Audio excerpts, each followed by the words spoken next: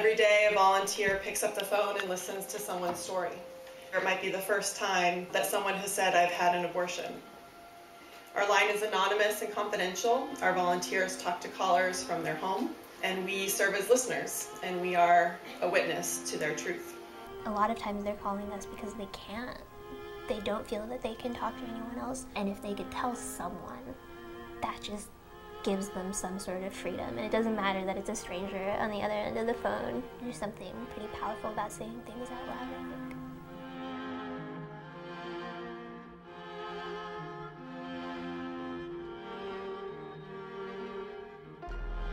You are helping to bring visibility to other women like me, women who have had abortions, and women who call exhale. I was throwing myself into the middle of this decades-long abortion conflict, saying, I'm going to do things in a different way, and I'm going to lead my organization in a different way. Planned Parenthood abortion clinic and opened fire with... Tiller was shot in both arms last night as he got into his car. He just came in that clinic, opened up the door, and started shooting. There had been all of these decades of legal abortion. There was still this major conflict about it, and yet all of the people who had had abortions, they were invisible. Pro-life women had abortions, as well as pro-choice women, and people who were neither, and people who were both. We wanted to create a place that was available for everybody. And in the beginning, that meant something without a label, operating outside of the political dynamic. Its creators say there is nothing in the country quite like it. I decided to start a free, confidential talk line for women and men in the Bay Area who could call and talk with someone who just listens to their experience, who believes them, who respects their cultural values, their religious beliefs, their political beliefs. To reach callers, we needed to talk to abortion providers. Often the person on the other end of the line would say, well, are you pro-choice? And I would say no. And they would say, well, that's the end of our call. The fact that we said that we respected reproductive freedom but steered clear of calling ourselves pro-choice was difficult for some of these places to swallow. We got tired of responding to the current labels about why we weren't what other people were. It's often a shameful secret, and maybe you'll be the first person that they feel safe enough to share that with. The champions were people that worked on other hotlines, people that worked in clinics. They knew women came from all kinds of circumstances, came and got their abortion, and then went home.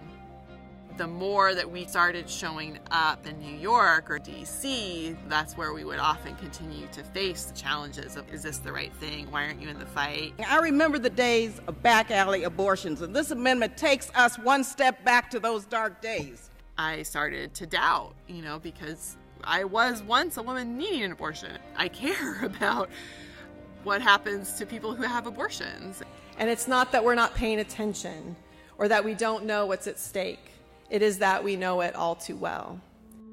So how do we take what we've done and grow it and strengthen it and leverage it and share it with the rest of the country? When we started thinking about the tour, what really stands out to me is thinking we're going to talk to a room full of strangers about abortion. There are stories that are designed for decision makers to say yes or no to something, stories that make something easy. Then there are other stories that are more complicated and more nuanced, like all of your stories. We wanted to go to places where people were unsure, or people were open, or maybe people identified a certain way, but that didn't mean that they'd kick us out of a room. I am the pastor of a congregation in a very conservative small town. And I got involved in this because I believe that being in conversation and telling our stories is the only way that we can be in humanity with each other. It's so fulfilling and it's so challenging. It's so necessary. And I know that the work that we're doing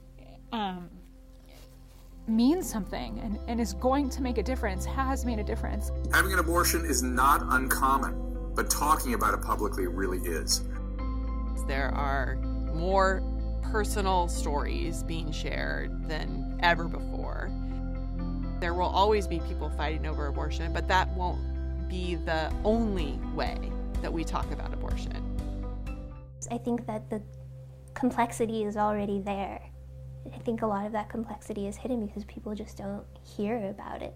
If someone has a baby, you hear about it, but if they don't have a baby, you don't know how that came to be.